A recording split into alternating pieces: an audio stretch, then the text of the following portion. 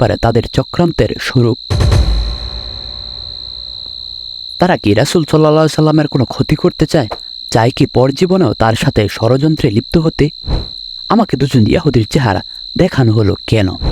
শয়তান তো আল্লাহর নবীর অবয়বে আসতে পারে না, তাহলে কি আমি সত্য স্বপ্ন দেখেছি? এসব ভাবতে ভাবতে সুলতান অস্থির হয়ে পড়লেন। তিনি অজু করে তাড়াতাড়ি 2 রাকাত নামাজ আদায় করলেন।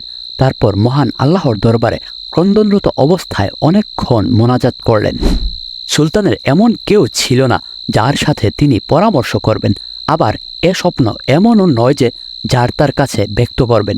অবশেষে আবারও তিনি শয়ন করলেন। দীর্ঘ সময় পর যখনই তার একটু ঘুমের ভাব এলো, সঙ্গে সঙ্গে এবারও তিনি প্রথমবারের ন্যায় নবী করিম সাল্লাল্লাহু আলাইহি সাল্লামকে স্বপ্নে দেখলেন।